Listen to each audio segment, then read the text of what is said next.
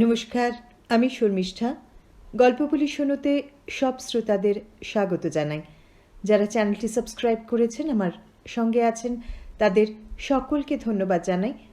পাঠ করছিলাম সুচিত্রা ভট্টাচার্যের উপন্যাস গভীর অসুখ। আজ পড়ে শোনাব দ্বিতীয় পর্ব।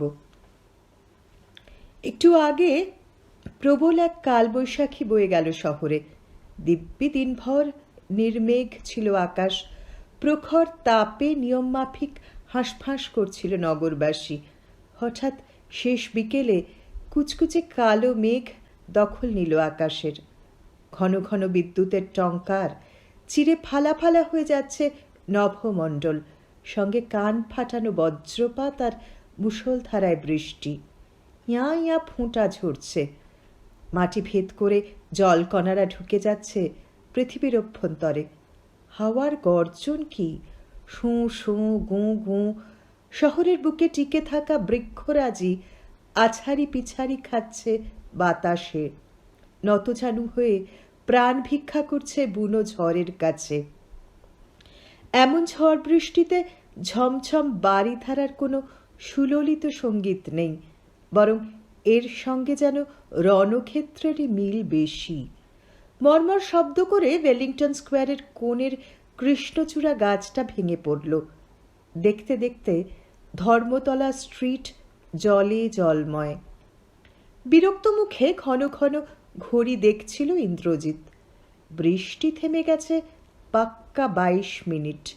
এখনো ডাক্তারের পাত্তা নেই। 6টায় এই ওয়েলিংটনের চেম্বারে আসার কথা, 6:43 হয়ে গেল। কোনো মানে হয়? দময়ন্তী নির্ঘাত অভিমান করবে, নন্দনের সামনে দাঁড়িয়ে থেকে থেকে গাল ফুলিয়ে ফিরে যাবে বাড়িতে। ডাক্তারের এই ঝঞ্ঝাটটা হুট করে এমন চেপে বসল ইন্দ্রজিতের ঘাড়ে। দময়ন্তীও তেমনি। আজই 7 সকালে ইউনিভার্সিটিতে না ছুটলে চলছিল না। খবর দেবে কি করে ইন্দ্রজিৎ? সে কি উঠতে জানে? জানলেও কি এই ঝড় বাদলে 6:30টার মধ্যে নন্দনে উড়ে যেতে পারত? সুদেব বক্সির চেম্বারে ঠিক থেকে ভিড়। চেম্বারটা ছোট্ট। বাইরের ফালি জায়গাটুকুতে মুখোমুখি 2টো মাত্র সোফা। সেখানে মিউজিক্যাল চেয়ার খেলছে 15-16 জন নারী পুরুষ। দরজার সামনে চাক বেঁধে আছে অনেকে। ওতপাতা শিকারীর মতো সবাই তাকাচ্ছে সোফার দিকে। ক্লাইভের আমলের বাড়ি, প্রাচীন দেওয়াল, দরজা, মাথার ওপর প্রাগৈতিহাসিক 4 ব্লেডের ফ্যান ঘুরছে ধীর লয়ে। হাওয়া অত্যন্ত অপ্রতুল। বাইরে চকিত শীতলতার কণামাত্র অস্তিত্ব নেই এখানে। লোকজন ঘামছে দরদর করে। এমন একটা খুবচি চেম্বারে কি করে যে অত নামি একজন স্পেশালিস্ট বসে? সুস্থ মানুষ এখানে এলে শ্বাসকষ্টে ভুগবে, বেরোলেই বুকের ভার অনেক হালকা হয়ে যাবে। এটা কি এরকম একটা চেম্বার করার মতো নাকি? দরজা থেকে সরে এলো ইন্দ্রজিৎ। একটা লোক মনের সুখে সিগারেট ধরিয়েছে। ধোঁয়ায় গা গুলিয়ে ওঠে। এই সিগারেট খেকো মানুষগুলো কেন যে চেস্ট স্পেশালিস্টের কাছে আসে? বাবাও এখনো নেশাটা ছাড়তে পারল না, আর ভুগছেও তেমনি। চেম্বার আর বড় রাস্তার মাঝখানে প্রশস্ত গলি। পার হয়ে গেটের সামনে এলো ইন্দ্রজিৎ। সামনে সারবন্দি ট্রাম দৃষ্টি আগলে আছে। স্টিমারের মতো জল কেটে এগোচ্ছে বাস, গাড়ি। ছলাচ্ছল ঢেউ আছড়ে পড়ছে বিল্ডিংয়ের প্রবেশ পথে। ইন্দ্রজিৎ মনে মনে একটু শঙ্কিত হলো। এই জল ভেঙে ডাক্তার আদৌ আসবে তো? ডাক্তারবাবু আসবেন তো? হৃদয়ের প্রতিধ্বনি শুনে ভীষণ চমকে গেল ইন্দ্রজিৎ। নিজেই কি বলল নাকি কথাটা? ঘাড় ঘুরিয়ে তাকালো এদিক ওদিক। আশ্বস্ত হলো। প্রশ্নচিহ্ন মুখে নিয়ে পাশে দাঁড়িয়ে আছে এক মাঝবয়সী লোক, রোগাসোগা, একটু হাঁটুরে ধরনের, বিশেষত্বহীন। ইন্দ্রজিৎ মুখ ঘুরিয়ে নিল। এইসব শত সহস্র মানুষ পোকার সঙ্গে কথা বলতে তার প্রবৃত্তি হয় না। কেমন যেন মরা মাছের মতো দৃষ্টি এদের। কোনো ক্রমে কায়ক ক্লেশে জীবনটাকে পার করে দেওয়াই এদের চরম মোক্ষ লাভ। এখনই ওয়েদারের কথা শুরু করবে লোকটা, নয়তো অসুখ বিসুখ, দুটোই সমান বোরিং। সামনের ফুটপাত ঘেঁষে এক তরুণী আসছে, জলে পা ফেলে ফেলে, সাবধানে। ভারী লীলায়িত ভঙ্গিমায় হাঁটছে মেয়েটি, ফিগারটাও A1। উঠতে উঠতে শাড়ি তার হাঁটু পার, নিটোল পা অনেকখানি দৃশ্যমান। দময়ন্তী থাকলে নির্ঘাত পেটে চিমটি কাটত, বলতো, কি অসভ্যের মতো হাঁ করে দেখছো? আচ্ছা, ডাক্তারবাবু কি অন্য কোনো চেম্বার সেরে এখানে আসেন? আবার সেই লোকটা। গভীর অনিচ্ছায় ইন্দ্রজিৎ তাকালো, বলল, আমি কি করে বলবো? আপনার কি নিউ কেস? হ্যাঁ। পেশেন্ট কোথায়, ভেতরে? ঈষৎ পুলকিত হলো ইন্দ্রজিৎ। লোকটা যে তাকে রোগী ভাবেনি এতেই বোঝা যায় তার স্বাস্থ্য ছকছকে। ঠোঁটের কোণ দিয়ে উত্তর দিল সে, না, আমি রিপোর্ট দেখাবো। ও। ইন্দ্রজিতের হাতের প্রকাণ্ড খামটার দিকে টেরিয়ে তাকালো লোকটা, তারপর বলল, আপনার তাহলে চিন্তা নেই, ডাক্তারবাবু এলেই কাজ হয়ে যাবে। আমাদের যে কখন ডাক পড়বে। ইন্দ্রজিতের মুখ আবার রাস্তার দিকে। মেয়েটা ভোজবাজির মতো উবে গেছে। আশপাশের কোনো গলিতে ঢুকে পড়ল নাকি? একটু ঝুঁকে দেখার চেষ্টা করল সে, নেই। দাঁত কিরমির করতে করতে কটমটিয়ে ইন্দ্রজিৎ লোকটার দিকে আবার তাকালো। লোকটা কিছুই বোঝেনি, চিন্তান্বিত স্বরে বলে চলেছে, ভেবেছিলাম 8টার লাল গোলাটা পেয়ে যাব, 1টার মধ্যে তাহলে বাড়ি পৌঁছে যেতাম। এ যা হাল দেখছি, রাত 12টার গাড়ি ছাড়া আর আশা নেই। আমি কি করব? ইন্দ্রজিৎ সামান্য খিঁচিয়ে উঠল এবার। ওই তো ডাক্তারের চামচাটা বসে আছে, ওকে গিয়ে বলুন না। ঘাবড়ে গিয়ে সরে গেল রোগাসোগা লোকটা। কাঁধ ঝাঁকালো ইন্দ্রজিৎ। নতুন করে পথে মনোযোগী হওয়ার আগে 2 নিশ্চল ট্রামের ফাঁকে দাঁড়িয়েছে এক অলিক জলযান, সম্ভবত 4 চাকার। দেখা যায় না চাকাগুলো, ডুবে আছে জলে। দরজা খুলে নামলেন ভারী চেহারার এক বয়স্ক মানুষ, যেন শূন্যে হাঁটছেন এমন ভঙ্গিতে রোগীদের জটলা পার হয়ে গেলেন। ড্রাইভার ব্রিফকেস আর ফ্লাস্ক হাতে ছুটছে পেছন পেছন। পলকে রোগীরা অতিকায় মৌচাক রচনা করেছে চেম্বারের মুখে। ডাক্তারের চামচা চকিতে তটস্থ, ফির সরাচ্ছে। যাক, ঝামেলা এবার চুকবে তাহলে। ইন্দ্রজিৎ স্বস্তির শ্বাস ফেলল। দাদার উপর জমে থাকা ক্ষোভ একটু যেন প্রশমিত হলো এতক্ষণে। কি এক পাড়ার ক্লিনিক থেকে এক্সরে করিয়েছিল, পরশু বাবাকে নিয়ে দেখাতে এসে খুব ছাড় খেয়েছে সুদেব বক্সির কাছে। এক্সরেতে কিছুই ওঠেনি, গোটা প্লেট জুড়ে শুধু শ্যাডো আর শ্যাডো। অগত্যা আবার কাল বাবাকে নিয়ে নামি এক এক্সরে ক্লিনিকে ছুটেছিল দাদা। সেই প্লেটে আজ দেখবে ডাক্তার। কাজটায় তাকে ভিড়িয়ে দিয়ে নির্ভাবনায় হাত ধুয়ে ফেলল দাদা। কি না, তার ছাত্ররা আজকে পড়তে আসবে। পরশুও নাকি তারা এসেছিল, ফিরে গেছে। টিউশনি করে করে দাদাটা ক্রমশ ছাত্রছাত্রীদের চাকর বনে গেল। না বনে উপায় বা কি? যার কাছ থেকে যা পারছে দুইয়ে নিচ্ছে। 400, 500, 700, তারাই বা ছাড়বে কেন? বৌদি বলছিল 2টো অবাঙালি মুরগিকে নাকি ভালো জবাই করেছে দাদা। সপ্তাহে 2 দিন, পার হেড 1000 টাকা করে। শালা ইঞ্জিনিয়ারিং না পড়ে ইকোনমিক্স পড়লেই হতো। রিপোর্ট দেখানো চলছে। একজন একজন করে ঢুকছে ভেতরে, বেরোচ্ছে। কেউ ম্রিয়মান, কেউ খুশি খুশি, কেউ ভাবলেশহীন। ইন্দ্রজিতের ডাক পড়ল 7:33। চেম্বারে ঢুকতেই গুমোট কেটে নরম ছোঁয়া। নিজের জন্য অত্যুত্তম টেবিল ফ্যান বসিয়ে দিয়েছেন ডাক্তার, তারই হাওয়ার ছিটে ফোঁটা লাগছে গায়ে। ইন্দ্রজিৎ খামটা এগিয়ে দিল। চোখের সামনে এক্সরে প্লেট উঁচু করে তুলে ধরেছেন ডাক্তার। দেখছেন, ভুরুতে ভাঁজ পড়ল কয়েকটা, মিলিয়ে গেল। আবার ভাঁজ। নিচু হয়ে প্রেসক্রিপশনে চোখ বোলালেন একবার। তারপর ইন্দ্রজিৎকে এক ঝলক দেখে নিয়ে আবার চোখ এক্সরে প্লেটে। আজকের ছবিটা ভালো এসেছে আপনাদের। ইন্দ্রজিৎ বিনীত হলো, বলল, ওই আপনি যেখান থেকে বলেছেন সেখান থেকেই করানো হয়েছে।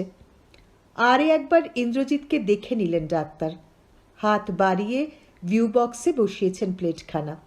আলো জেলে নাক কুঁচকে দেখছেন মন দিয়ে, ঘাড় নাড়ছেন অল্প অল্প। তারপর বললেন, যা সাসপেক্ট করেছি তাই। দেখেছেন ডান দিকের লাঙে আপার জোনে কিরকম বড় সাদা প্যাচ? ইন্দ্রজিৎ স্মার্ট হওয়ার চেষ্টা করলো, বলল, ব্রঙ্কিয়াল প্যাচ? উহু, লুকস লাইক টিউবারকুলোসিস। টিবি বাবার? ইন্দ্রজিৎ চমকেছে সামান্য। টিবি আজকাল একটা অসুখ নাকি? ওর থেকে ম্যালেরিয়া অনেক বেশি ডেঞ্জারাস। দেখছেন না, নাম করা লোকজন সব পটাপট ম্যালেরিয়ায় মরে যাচ্ছে। এক্সরে প্লেট ভিউ বক্স থেকে নামিয়ে টেবিলে রাখলেন ডাক্তার। তারপর বললেন, তবে কি না? কি তবে? না মানে শ্যাডোটা আ বিট ডিফারেন্ট। স্পুটামটা টেস্ট করিয়ে নিন, পরপর 3 দিন করাবেন একই ল্যাবরেটরি থেকে। বাই দ্য বাই, এর মধ্যে আর ব্লাড পড়েছিল কি? না মানে কাল তো ঠিকই ছিল, জ্বরও আসেনি। খাওয়া দাওয়া করেছেন? এটা সঠিক জানে না ইন্দ্রজিৎ।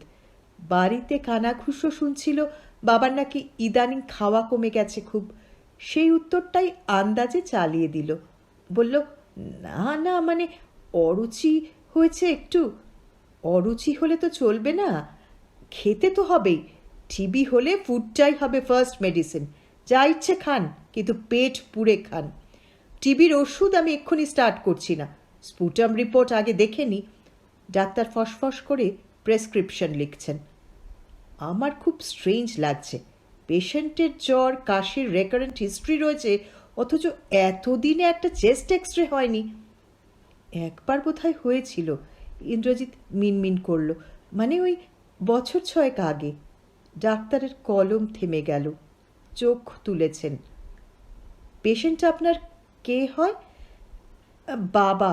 তাহলে বোধহয় বললেন যে বাবার এক্সরে হয়েছিল কিনা খবর রাখেন না? কথাটা ফুটল ইন্দ্রজিতের গায়ে।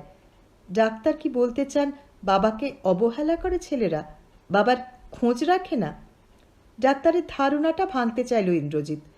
গম্ভীর মুখে বলল, আমি সে সময় ইঞ্জিনিয়ারিং হস্টেলে ছিলাম, দাদাই সব দেখাশুনো করতো, এখন আমিও। ডাক্তার ঘাড় দোলাচ্ছেন। টেস্টগুলো করিয়ে নেক্সট উইকে আসুন।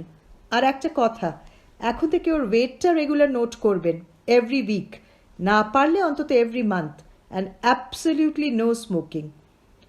কথা বলতে বলতে বেল টিপেছেন ডাক্তার, পরের জনকে ডাকছেন। ইন্দ্রজিৎ খাম প্রেসক্রিপশন গুছিয়ে বেরিয়ে এলো। রাস্তায় এখনো জল জমে আছে, আকাশে ফুটফুট করছে তারা। পথে নেমে ইন্দ্রজিতের মনটা অনেক ঝরঝরে হয়ে গেল। বাবাকে নিয়ে যেটুকু মেঘ জমেছিল মনে, সেটুকুও সরে গেছে কোথায়। সত্যি তো, 20 শতাব্দী শেষ হতে আর মাত্র কটা বছর বাকি। এখনো মানুষ টিবি নিয়ে দুশ্চিন্তা করবে? এই তো পাশের বাড়ির কাজের মেয়েটা, কি যেন নাম, লক্ষ্মী না সরস্বতী, সে তো হাসপাতাল থেকে বিনা পয়সায় ওষুধ খেয়ে টিবি সারিয়ে আবার দিব্যি কাজ করছে। একটা কথা ভালো বলেছে ডাক্তার, বাবার স্মোকিংটা ছাড়াতে হবে। চাকরি করার সময় তাও সিগারেট খেত, এখন ফুক ফুক করে বিড়ি টানে। খাওয়ার পরে বিড়ি, শোয়ার আগে বিড়ি, হরিবল। ধর্মতলা স্ট্রিটের বেশিরভাগ দোকানেরই ঝাঁপ পড়ে গেছে। বাস টাসও কমে গেছে অনেক, ট্রামেরাও এখন স্থানু। খরমুখ মানুষ এলোমেলো ছোটাছুটি করছে রাস্তায়। যে কোনো একটা বাস দেখলেই ঝাঁপিয়ে পড়ছে একযোগে। হাঁটতে হাঁটতে দাঁড়িয়ে পড়ল ইন্দ্রজিৎ। দময়ন্তী এতক্ষণে নিশ্চয়ই বাড়ি ফিরে গেছে। আচ্ছা, তাকে একটা ফোন করলে কেমন হয়? বাড়ি গিয়েও করা যায়, কিন্তু বৌদির যা বিশ্রী স্বভাব, কান পেতে সব কথা গিলবে, আর তারপর 73টা প্রশ্ন করবে। কি বলল দময়ন্তী, কেন বলল, কিভাবে বলল, তুমি কি বললে?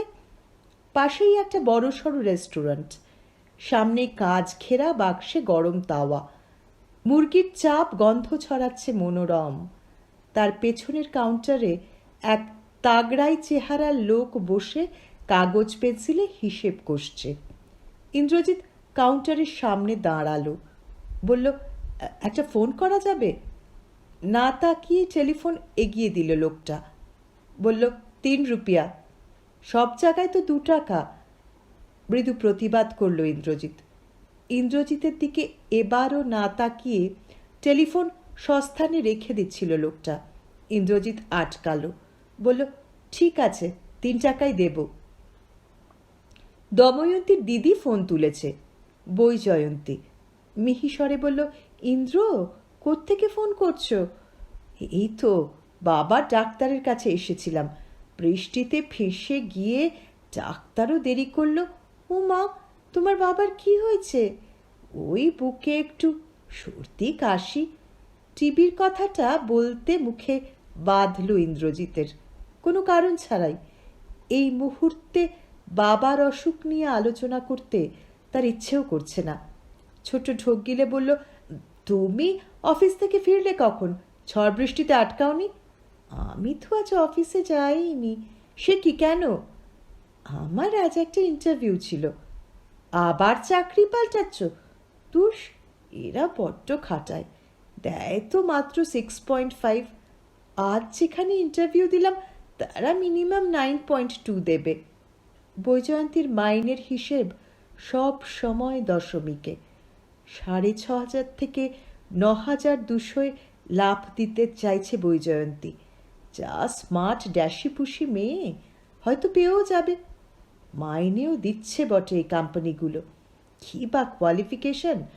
বড় জোর 1.5-2 বছরের একটা ডিপ্লোমা। টাকা দিচ্ছে 8,000, 10,000, 12,000।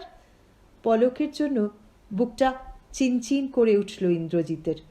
শিবপুর থেকে ইলেকট্রিক্যাল ইঞ্জিনিয়ারিংয়ে ফার্স্ট ক্লাস পেয়ে 4 বছর খসতে খসতে সবে সে এখন 8,000ই। শখ করে কি আর সে বিড়লা, আম্বানি, ভরতরাম, চরতরাম খুঁজছে? এই দুঃখে, শুধু এই দুঃখে 3টে এজেন্সিতে বায়োডেটা দিয়ে রেখেছে ইন্দ্রজিৎ। কিছুতেই খাপে খাপে লাগছে না। 2-একটা ডাক পেয়েছে অবশ্য, সবই খুচখাচ কোম্পানিতে। হরিয়ানায়, ইন্দোরে, পুনায়।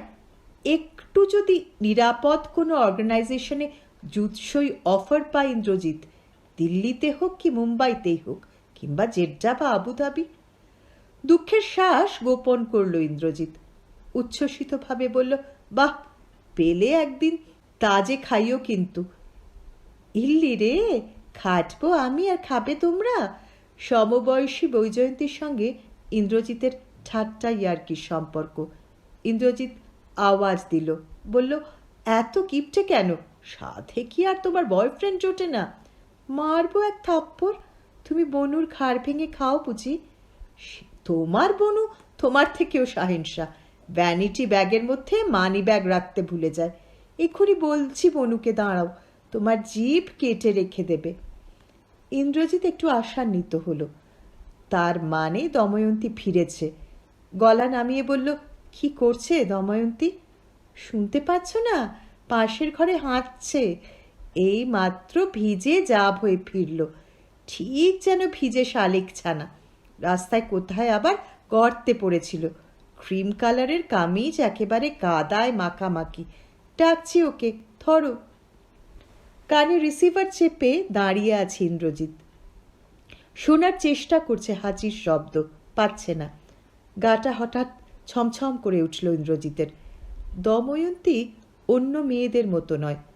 মেয়েরা বৃষ্টিতে ভিজতে কত ভালোবাসে।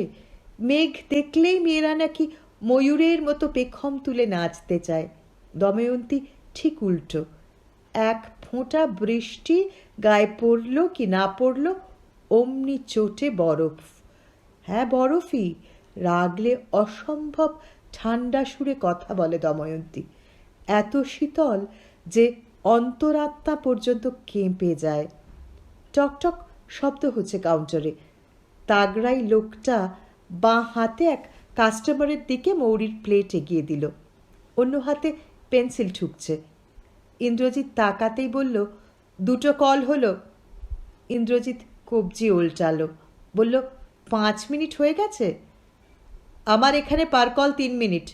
সে কি, সব জায়গায় 5 মিনিট, আপনার এখানে? আমার এটাই নিয়ম। সামান্য 3 টাকার জন্য এমন করছেন? ইন্দ্রজিৎ গলা ওঠালো, বলল, ঠিক আছে, 10 টাকা দিয়ে দেব। আখ দেখাবেন না, পকেটে বেশি পয়সা থাকলে সেলুলার নিয়ে ঘুরবেন। বলেই রেস্টুরেন্টের অন্দরে চোখ ফিরিয়েছে লোকটা। এই রামু, 5 নম্বর মে আভি তক ঝুটা কিউ, সাফা কর। নির্মম উপেক্ষা। আপাদমস্তক জ্বলে গেল ইন্দ্রজিতের। আগুন চোখে গরম তাওয়ার মুরগিগুলোর দিকে তাকালো সে। লাথি মেরে ফেলে দেবে তাওয়াটা? লোকটা একটু মাফিয়া টাইপ, এর সঙ্গে এঁটে ওঠা সম্ভব নয়। এই লোকটাকে উচিত শিক্ষা দেওয়ার একটাই রাস্তা, এক্ষুনি একটা সেলফোন কিনে টানা 1 ঘন্টা দোকানের সামনে দাঁড়িয়ে ফোন করে যাওয়া। হ্যালো ইন্দ্র। নাড়া খেয়ে ফোনে ফিরল ইন্দ্রজিৎ। দময়ন্তী নয়, বৈজয়ন্তীরই স্বর। তোমার উপর বনু প্রচণ্ড ক্ষেপে আছে, ও এখন ফোন ধরবে না। ইন্দ্রজিৎ রুক্ষভাবে বলল, ওকে বলো আমি বুথ থেকে ফোন করছি, জরুরি দরকার। যেখান থেকেই করো। হি, তোমাদের বুঝি ফাইট হয়েছে? তো ইস্যুটা কি? কিছু না, রাখছি। খটাং করে রিসিভার নামিয়ে একটা 10 টাকার নোট টেবিলে রেখে বেরিয়ে আসছিল ইন্দ্রজিৎ। কাউন্টারের লোকটা হেরে গলায় ডাকল, চেঞ্জ নিয়ে যান। লোকটা সরু চোখের দিকে তাকিয়ে না বলার সাহস হলো না ইন্দ্রজিতের। পায়ে পায়ে কাউন্টারের সামনে এসেছে। 2টো মলিন জরাজীর্ণ 2 টাকার নোট ড্রয়ার থেকে বার করে দিল লোকটা। নোট 2টো হাতে নিয়ে থমথমে মুখে ইন্দ্রজিৎ বলল, এগুলো চলবে? দৌড়বে? লাল দাঁত বার করে হাসছে লোকটা। আপনি ছোটান, আমাকে অন্য নোট দিন। আগলিবার চেঞ্জ নিয়ে আসবেন, এমন নোট আর নিতে হবে না। আরেকবার ইন্দ্রজিৎকে তাচ্ছিল্য দেখিয়ে কাউন্টার ছেড়ে লোকটা উঠে গেল।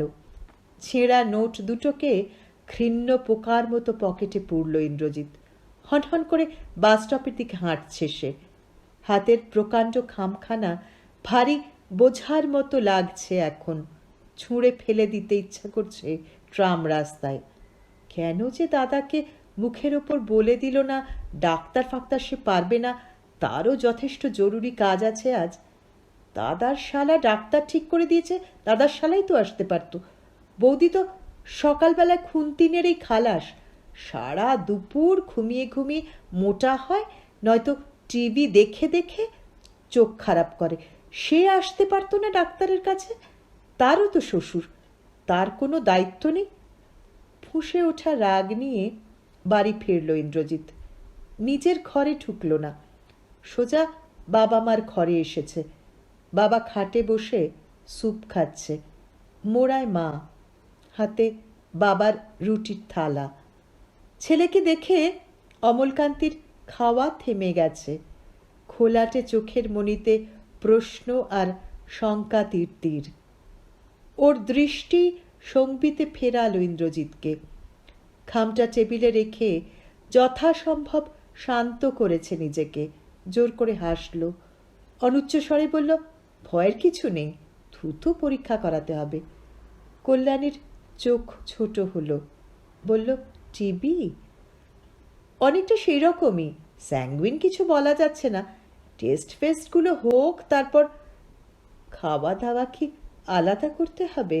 বাটি, থালা, গেলাস সেসব কিছু ডাক্তারবাবু বলেননি মা। স্পুটাম টেস্টটা দেরি করো না।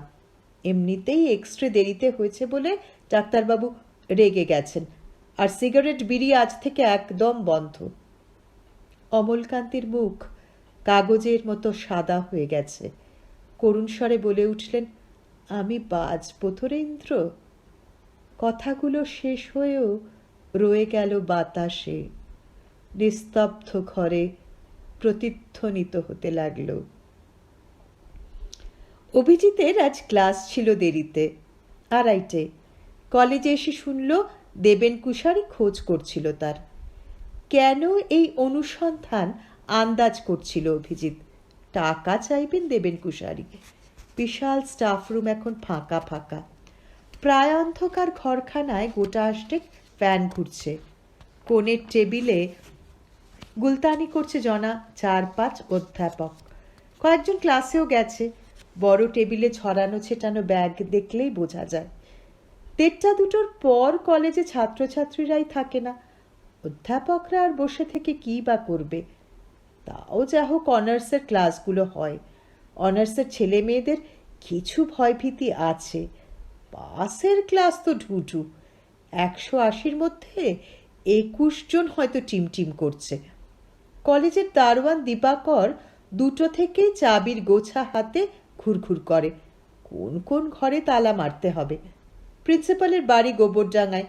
নিয়ম করে প্রতি সপ্তাহে 3 দিন কলেজে তিনি আসেন। বাকি সময়টা স্থানীয় রাজনীতি নিয়ে তাকে ব্যস্ত থাকতে হয়। শোনা যাচ্ছে সামনের বার তিনি পার্লামেন্টে লড়বেন। অভিজিৎ চেয়ারে বসে একটু দম নিল। হাতের কাছেই প্লাস্টিক জগটা রয়েছে, সেটা টানল। যথারীতি জলের জাগ ফাঁকা, জল নেই। রুমালে ঘাড় গলা মুছতে মুছতে অভিজিৎ হাঁক পারল, রঘু। ঘরের উল্টো কোণ থেকে পার্থ সেনগুপ্ত উত্তর দিল, রঘু চা করতে গেছে। কাণ্ড দেখেছেন? এই গরমে তেতেপুরে এসে স্টাফ রুমে যদি জল পর্যন্ত না থাকে। কলেজের জল খান কেন মশাই? ফিল্টারটা তো ব্যাকটেরিয়া ডিপো। বাড়ি থেকে একটা বোতল আনতে পারেন না? ব্যাগে বোতল নিয়ে ঘোরার অভ্যেসটা এখনো রপ্ত করতে পারেনি অভিজিৎ। আরও অনেক হাস্যকর অভ্যেসও এখনো সড়গড়ও হয়নি তার। এই যেমন কলেজের অনেকেই পরস্পরকে নামের আদ্যক্ষর ধরে সম্বোধন করে, ছাত্রছাত্রীদের মতো। এসি শুনছেন? ডিকে, কাল টিভির প্রোগ্রামটা দেখেছিলেন? বুঝলেন ডিয়ার, পাড়াটা আমাদের লাতখড়ে ভরে গেছে। গার্হস্থ্য সমস্যা নিয়েও অভিজিৎ আলোচনা করে না স্টাফ রুমে। সহ অধ্যাপিকাদের নিয়ে রসালো আলোচনা থেকেও দূরে দূরে থাকে সে। এই নিয়ে পিউরিটান বলে তার খানিকটা বদনামও আছে কলেজে। ব্যাগে করে টিফিন আনার অভ্যেসটা এখনো। অভিজিৎ ইতিউতি তাকালো। না, রঘুর আশা করে আর লাভ নেই। তার এখন ঠিকই দেখা যাবে না। চায়ের কারবারটা বেশ চালু হয়ে গেছে রঘুর। আজকাল স্টাফ রুমে তাকে পাওয়াই মুশকিল। এই নিয়ে কিছু বলারও উপায় নেই। অধ্যাপকরাই চেঁচাবে। তারা কেউই আজকাল ক্যান্টিনের ট্যালট্যালে চা মুখে তোলে না। রঘুর হাতের তৈরি 1 টাকা কাপের চাই তাদের বেশি প্রিয়। অভিজিৎ নিজেই উঠে ফিল্টার থেকে জল ভরে ঠকঠক করে গলায় ঢালল। আবার এসে বসেছে চেয়ারে। কাঁধ ছোলা ব্যাগ থেকে একরাশ কাগজ টেনে বার করল। খুঁজে পেতে একটা বন্ধ খাম আলাদা করল স্তূপ থেকে। খামটা হাতে নিয়ে আলগা নাড়তে নাড়তে গলা উঠালো সে।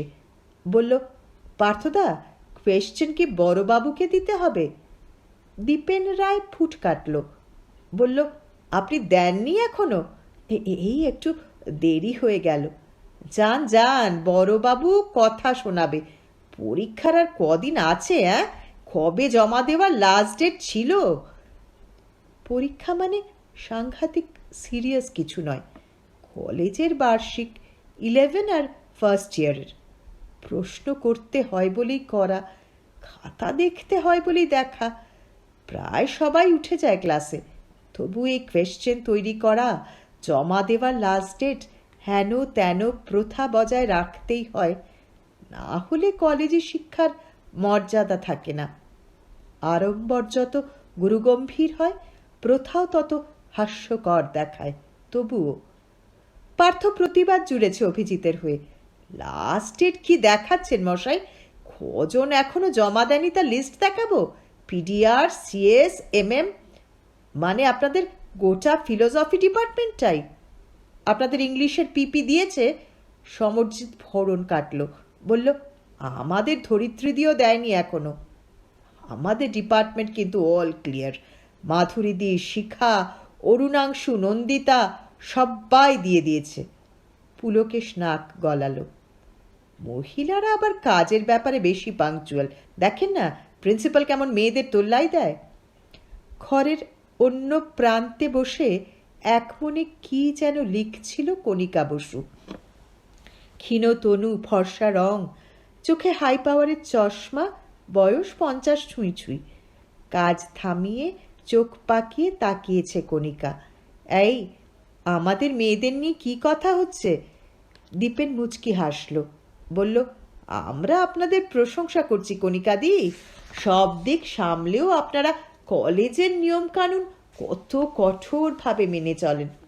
ঠিকই তো, আমরা তোমাদের মতো ফাঁকিবাজ নই। তোমাদের তো সকালবেলা বাজারটা রান্নাঘরে ফেলে দিয়েই সংসারের দায় দায়িত্ব সব শেষ। আমরা ঘরদোর যেমন সামলাই তেমন কলেজটাও। তোমাদের সুবিমলদার সঙ্গে দেখা হলে জিজ্ঞাসা করো সে কখনো নিজের হাতে এক গ্লাস জল গড়িয়ে খেয়েছে কিনা। মুখরা বলে কলেজে সুনাম আছে কণিকার।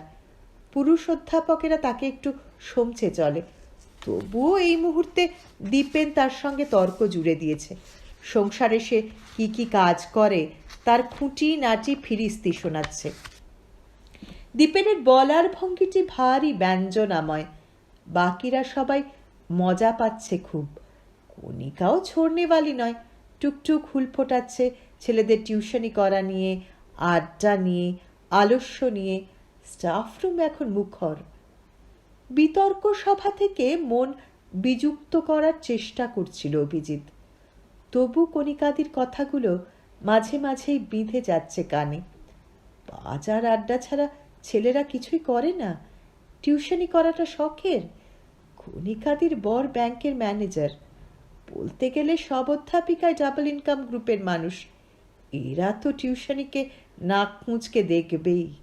পড়তো অভিজিতের মতো অবস্থায়, বুঝতো দায়িত্ব কাকে বলে। মেয়েকে নার্সারিতে ভর্তি করতে ৩,৫০০ লেগে যায়। তার সঙ্গে বাবা মার অসুখ বিসুখ, বউয়ের স্বাদ আহ্লাদ, বছরে একবার কন্যাকুমারিকা কিংবা গোয়া, অজন্তা, ইলোরা। তার উপর এখন আবার ফ্ল্যাটের ভাবনা মাথায় চেপেছে। ফ্ল্যাটের চিন্তা আসতেই দেবেন কুশারির কথা মনে পড়ে গেল অভিজিতের। ঘড়ি দেখল সে 2:10। দেবেনদার ক্লাস থেকে বেরোতে আরও 20 মিনিট। চট করে এক টুকরো কাগজ টেনে হিসেব কষতে বসল অভিজিৎ। 2 দফায় 45 আর 30, মোট ৭৫,০০০ দেওয়া হয়েছে এখন পর্যন্ত। অর্থাৎ 8 জনে ওরা 6 লাখ দিয়েছে। জমি কেনা, রেজিস্ট্রি, মিউটেশন সব মিলিয়ে ৫৭০-এর মতো পড়েছে। গত মিটিংয়েই দেবেন্দা হিসেব দেখিয়েছিল অবশ্য। মানে পড়ে আছে 30। আর্কিটেক্টকে দিয়ে প্ল্যান বানানো হয়েছে, সে নিয়েছে 17। দেবেন্দা বলছে কমই পড়েছে, কিন্তু এটাই একটু বেশি বলে মনে হয়। কি আর এমন আহামরি প্ল্যান হয়েছে? রুম দুটো তো সেই 10x11.5 রয়ে গেল। কি আর করা, মেজরিটির ওই আর্কিটেক্টই পছন্দ। একটা ভালো সিভিল ইঞ্জিনিয়ার দিয়ে প্ল্যান করানো যেত না? যাকে হাতে পড়ে রইল 13। এর থেকে কর্পোরেশনকেও বুঝি কিছু খাওয়াতে হচ্ছে। তাহলে তো দেবেন্দার হাতে কিছুই থাকার কথা নয়। কিন্তু এখন কত দেওয়া যায়? দুক্ষেপে এনএসএস এর টাকা পুরোটাই তোলা হয়ে গেছে। পড়ে আছে এনএসসি আর ইউনিট ট্রাস্ট। পিএফ অ্যাকাউন্টটা অবশ্য রিসেন্টলি দেখা হয়নি, তবে সেখানেই বা কত থাকতে পারে? 9.5 বছরের চাকরিতে কতটুকুই বা? বড় জোর 28-30। এনএসসি আছে 20-র মতো, ইউনিট মেরে কেটে 35। প্রিমেচিওর উইথড্রয়াল করতে গেলে অনেক টাকা লস হয়ে যাবে। তাছাড়া হাত খালি করে সর্বস্ব উজাড় করে দেওয়াটাও তো কাজের কথা নয়। ব্যাংক কুড়িয়ে বাড়িয়ে 25-30-এর মতো হবে না? এদিক ওদিক করে 1060 দেবে এখন, নাকি 50? কণিকা, পার্থ, দীপেন, পুলকেশদের চিরন্তর নারী পুরুষের দ্বন্দ্ব আপাতত সমাপ্ত। পার্থর চোখের সামনে এখন ইংরেজি কাগজ। পুলকেশ বই উল্টোচ্ছে। দীপেন বাথরুমে গেল, আর সমরজিৎ টিফিন কৌটো খুলে ছানা খাচ্ছে। পিরিয়ডের ঘন্টা পড়ল বলে অভিজিৎ গলা খাকারি দিল। পার্থদা, ও পার্থদা, কি একটু এদিকে আসবেন কাইন্ডলি? কেন? আসুন না প্লিজ। কাগজ ভাঁজ করে উঠে এলো পার্থ। প্রায় প্রৌঢ় এই দর্শনের অধ্যাপকটির প্রখর বাস্তববোধের ওপর আস্থা আছে অভিজিতের। এই লোকটার পরামর্শেই জয়মা বলে কোঅপারেটিভে ঝাঁপিয়ে পড়েছে অভিজিৎ।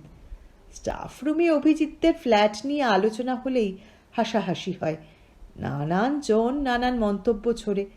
সবই যে খুব শ্রুতি সুখকর তা নয়। ঈর্ষা বলে তো একটা শব্দ আছেই অভিধানে। অভিজিৎ অন্যদের কান বাঁচিয়ে নিচু গলায় বলল, দেবেনদা টাকা চাইছেন, ইমিডিয়েটলি কত দেওয়া যায় বলুন তো? পার্থ চেয়ার টেনে বসল। বলল, আপনি কত দিতে চান?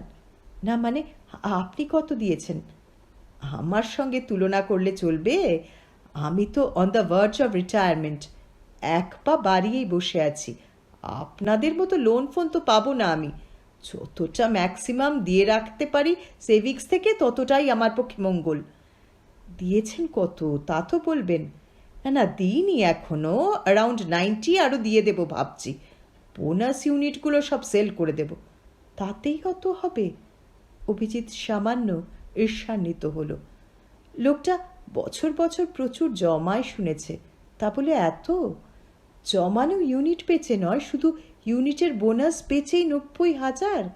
সত্যি পার্থদার মাদুর পাতা সার্থক। ঘণ্টা বাজছে এখন। একটু নড়ে গেল অভিজিৎ। একটাই ক্লাস আজ, ইন্ডিয়ান ইকোনমির। প্ল্যানিংয়ের বইটা একটু উল্টে পাল্টে নেওয়া উচিত ছিল, অন্তত ফিগারগুলো। পার্থ বলল, আপনার প্রবলেমটা তো বললেন না? না, প্রবলেম কিছু না, আমি ভাবছি 1,040 দিয়ে দেব, কমিয়েই বলল অভিজিৎ। পার্থর প্রতিক্রিয়া দেখতে চাইল। তাই দেবেন? সঞ্চয়ের টাকায় বেশি হাত ছোঁয়াবেন না, বয়স আছে, লোনে লোনে চালিয়ে দিন। দেবেনদা খিটমিট করবেন না? কেন করবে? কোঅপারেটিভ গড়ার সময় তো কথা হয়েছে, যে যখন যেভাবে পারবে টাকা দেবে। তবুও একটা সামঞ্জস্য থাকবে তো। আপনি 90, আমি 40, দীপেন বলছিল 70-এর অ্যারেঞ্জমেন্ট করতে পারবে। তাহলে আর একটু বাড়ান। পার্থ উঠে পড়ল, চক ডাস্টার রেজিস্টারের র্যাকের দিকে এগোচ্ছে। ফিরে দাঁড়িয়ে বলল, আপনি লোনের অ্যাপ্লিকেশন করে দিচ্ছেন না কেন? করব। অভিজিৎ উঠল, 7-5 ভাবতে ভাবতে বাথরুমে গেছে। ঘন ঘন বাথরুমে যেতে হয় আজকাল। সুগার টুগার হলো কিনা কে জানে। মারও তো একরকম 40-এর আগেই সুগার ধরেছিল। টেস্ট একটা করিয়ে নিলেই হয়। পার্থতা ঠিকই বলেছে, লোনটা এবার বার করে নেওয়া দরকার। কবে থেকে HDFCর ফর্ম পেপার্স এনে রেখেছে বাড়িতে, শুধু গড়িমসি করেই দেরি করে ফেলছে। ক্লাসের দিকে এগোচ্ছিল অভিজিৎ। করিডোরে দেবেন কুশারির সঙ্গে দেখা। টাক মাথা বেঁটে খাটো লোকটা ছাত্রী পরিবৃত হয়ে দুলে দুলে আসছে। অভিজিৎকে দেখে দাঁড়িয়ে পড়ল। তুমি এরকম পালিয়ে পালিয়ে বেড়াচ্ছ কেন বলো তো অভিজিৎ? যা, এই স্ল্যাক সিজনে কার সঙ্গেই বা কদিন দেখা হয়? আপনার সোম শুক্র অফ দেবেনদা, আমার মঙ্গল শনি, কটা দিন পড়ে থাকে বলুন তো? হাসল দেবেন। হাতের ইশারায় ছাত্রীদের এগিয়ে যেতে বলল। অভিজিতের পিঠে আলগা হাত দিয়ে সরিয়ে এনেছে সিঁড়ির কাছে। অভিজিৎ হাসতে হাসতে বলল, আরে জানি আপনি কি বলবেন, নেক্সট উইকে 1,030 দিয়ে দেব। দেবেন কুশারির প্রতিক্রিয়া পার্থ সেনগুপ্তর মতো হলো না। সে প্রায় তিরিং বিরিং করে উঠেছে। সে কি, আমি তো তোমার কাছ থেকে 80 এক্সপেক্ট করছি। অভিজিৎ মিটিমিটি হাসছে। বলল, আমার কি টাকার গাছ আছে দেবেনদা? লোনটা পাই, একটা বড় সড়ো অ্যামাউন্ট আপনাকে দিয়ে দেব। লোন লোন করো না, তুমি হচ্ছ আমাদের কোঅপারেটিভের সব থেকে সলভেন্ট পার্টি। 1 পয়সা বাড়ি ভাড়া লাগে না, মেয়ে ছোট, তার পড়াশুনোর খরচা নেই, ভাই দাঁড়িয়ে গেছে, বাবা ভালো পেনশন পান। কিন্তু আমার চাকরি বছর হয়েছে বলুন তো দেবেনদা? রথিন তো তোমার থেকেও জুনিয়র, টিউশনিও করে না, সে কি করে 80 দিল বলো? বলো তুমি। এত টিপে টিপে টাকা দিলে কন্ট্রাক্টর তো কলকাতা ছেড়ে পিঠ টান দেবে। ঠিক আছে, দেখি কি করতে পারি। দেবেনকে ছাড়িয়ে সিঁড়ির দিকে ছুটল অভিজিৎ। যা শুনিয়ে রাখলো, মনে হয় 45-50-এ দেবেন্দা এখন পটে যাবে। কিন্তু লোনের অ্যাপ্লিকেশনটা এবার করতেই হবে। পারলেই আজ বাড়ি গিয়ে রথিনের উদাহরণ দেয় দেবেন্দা। স্ট্রেঞ্জ, রথিন একটা মানুষ, বাবা মাকে ন্যাজাত না ম্যাজাত কোথায় যেন একটা ফেলে রেখেছে। জন্মে খোঁজ খবর নেয় না। একটা ঘরেই খাওয়া, সে ঘরেই শোয়া, সে ঘরেই সব কিছু। খাবে রেশনের চাল, বাজার করবে শিয়ালদার প্ল্যাটফর্মে, সে আর অভিজিৎ সমান। রাতে নাকি গুনে গুনে 5খানা রুটি করে রতিনের বউ। কর্তাগিন্নি দুটো দুটো, মেয়ে একটা। রথিনের তো লাখের বেশি দেওয়া উচিত। অনার্সের ক্লাসের গোটা 15 ছেলে মেয়ে বসে আছে, উসখুস করছিল তারা। অভিজিৎকে দেখে টান টান। বিষয় চিন্তা মনের অন্য কুঠুরিতে চালান করে ভারতের পঞ্চবার্ষিকী পরিকল্পনা নিয়ে পড়ল অভিজিৎ। এই বিষয়টা তার ভালো দখলে আছে, সে বোঝায়ও ভারী চমৎকার। এমএ পাশ করার পরপরই 2 বছর ন্যাশনাল স্যাম্পল সার্ভেতে চাকরি করেছিল অভিজিৎ, ইনভেস্টিগেটরের। গ্রামে গঞ্জে ঘোরাটাই ছিল তার কাজ। গ্রামের মানুষদের আয় ব্যয়, ক্রয় ক্ষমতা, জন্ম মৃত্যুর হার, প্রতিটি পঞ্চবার্ষিকী পরিকল্পনা কিভাবে তাদের উপর প্রভাব ফেলেছে বা ফেলছে, এই সব কিছু সম্পর্কেই তার প্রত্যক্ষ জ্ঞান হয়েছিল বিস্তর। সেসবও ছাত্রছাত্রীদের গল্প করে করে শোনায় অভিজিৎ। ছেলে মেয়েরা অবশ্য এসব শোনার থেকে নোটেই বেশি আগ্রহী। তাদের জন্য ব্ল্যাকবোর্ডে অনেক লেখাজোখাও করতে হয় অভিজিৎকে, ভালোই লাগে। যে পদ্ধতিকেই হোক, পড়ানোই অভিজিতের কোনো ক্লান্তি নেই। এই পেশায় তার এখন মমত্ব জন্মে গেছে ছাত্রছাত্রীদের ওপরেও। ক্লাস সেরে স্টাফ রুমে ফিরে চোখে মুখে জল ছেটালো অভিজিৎ। সর্বাঙ্গ দিয়ে তাপ বেরোচ্ছে। বৈশাখ পড়ার পর থেকে আবহাওয়া বদলে গেছে। দিনভর চিটচিটে গরম, সূর্য ডোবার আগে এক পশলা কেরানি ভেজানো ঝমঝম, তারপর আবার যে তাত সে তাত। তবু এই বৃষ্টিটুকুই সুখ। আজ গুমোট কম, লু ধরনের তপ্ত হাওয়া বইছে। বিকেলে বৃষ্টি হবে কিনা কে জানে, না হলেই ভালো। আজ আবার বাবা ডাক্তার আছে। স্টাফ রুমে জোর একপ্রস্ত ঝগড়া চলছে এখন। একটুক্ষণ কান পেতে শুনে হেসে ফেলল অভিজিৎ। সেই পুরনো বিষয়, মেডিকেল ফান্ড। রোজ শেষবেলায় এই নিয়ে যুদ্ধ লাগে আজকাল। 3-3টে ম্যারাথন মিটিং হয়ে গেল, এখনো ফয়সালা হলো না ফান্ড হবে কিনা। গত নভেম্বরে ইংরেজির মৃন্ময় চট্টোপাধ্যায় এক বিশ্রী পথ দুর্ঘটনায় আহত হয়েছিল জোর। 3 মাস জমে মানুষের টানাটানি চলেছে। হাসপাতাল আর নার্সিংহোমের খরচ চালাতে চালাতে জেরবার হয়ে গেছে মৃন্ময়ের পরিবার। ওই দুর্ঘটনা থেকেই কলেজে একটা মেডিকেল ফান্ড তৈরি করার পরিকল্পনা এসেছিল সকলের মাথায়। কার কখন অমন বিপদ আসে কেউ কি আর বলতে পারে? মজা হলো সবাই চাইছে ফান্ড হোক, কিন্তু ফান্ডের চেহারা কেমন হবে তাই নিয়ে কারো সঙ্গে কারো মত মিলছে না। কেউ চাইছে টিচিং নন টিচিং সবাইকে নিয়ে ফান্ড হোক, কেউ বলছে নন টিচিংরা বড্ড বেশি বিনা কারণে লোন তোলে, সুতরাং শুধু টিচাররাই মেম্বার থাকুক। কেউ প্রস্তাব দিচ্ছে মাসে মাসে 200 করে কাটাতে হবে, কেউ বলছে আরও কম। কারো মতে কি কি কারণে টাকা দেওয়া হবে তার একটা লিস্ট তৈরি হোক। কারো ইচ্ছে 3 বছর মূল টাকা ব্যাংকে আটকে থাকুক, তারপর সুদের টাকা থেকে 9 কোটি বখেরা। অভিজিতের এসব ভালো লাগে না। কি হয় এসব ফান্ড টান্ড করে? মেডিকেল ইন্স্যুরেন্স করে রাখো, অ্যাক্সিডেন্ট বেনিফিট পলিসি করো, তাতেই কাফি। অভিজিতের মেডিক্লেম করা আছে, ঋতুর সঙ্গে জয়েন্ট, 80,000 টাকার কাভারেজ। মৃন্ময় চ্যাটার্জি একটা গারুল, 9,500 মাইনে পায়, বছরে 1200-1400 টাকা প্রিমিয়াম দিতে কিপটেমি। অভিজিৎ আলোচনায় ঢুকল না। প্যান্টের পেছন চকের গুঁড়োয় মাখামাখি। ছাড়ছে অভিজিৎ, কাঁধে তুলে নিয়েছে ছোলা ব্যাগ। কি ভেবে বাবার থুতু পরীক্ষার রিপোর্ট বার করলো ব্যাগ থেকে। আরেকবার চোখ বোলালো, না ঠিকই দেখেছে। মিছিমিছি সেঁটিয়ে গেছে বাবা। অবশ্য সত্যি সত্যি টিবি হলেই বা কি ছিল, পড়ি গেল, খাবার খাও, ঘুমো, ব্যাস, ওই একটু খরচ বাড়ত সংসারের, এই যা। প্রশ্নপত্রের খাম অফিসে জমা করে সোজা রাস্তায় এলো অভিজিৎ। সবে 3:40। বাবার ডাক্তার বসবে 6টার পর। এতটা সময় যে কি করা যায়? একবার বিকাশ ভবন থেকে ঘুরে আসবে। বছর ঘুরে গেল, এখনো সিনিয়র স্কেল পেল না অভিজিৎ। ফাইলটা কদ্দূর এগোলো দেখে এলে একবার মন্দ হয় না, কিন্তু সল্ট লেক পৌঁছতে 4:30 বেজে যাবে। পাবে কি কাউকে? কফি হাউসে গিয়ে বসে থাকবে খানিকক্ষণ। ইউনিভার্সিটির 2-4 বন্ধু নিয়মিত আসে, দেখা হলে আড্ডা মারা যায়। শুভেন্দুর সঙ্গে দেখা হলে মন্দ হয় না। শুভেন্দুর ইগনুতে ভালো হোল্ড আছে, কয়েকটা লেকচারের বন্দোবস্ত যদি করে দিতে পারে পার ক্লাস ভালোই পাওয়া যাবে। কোনো দিকে গেল না অভিজিৎ। পায়ে পায়ে কখন গোলদিঘিতে ঢুকেছে।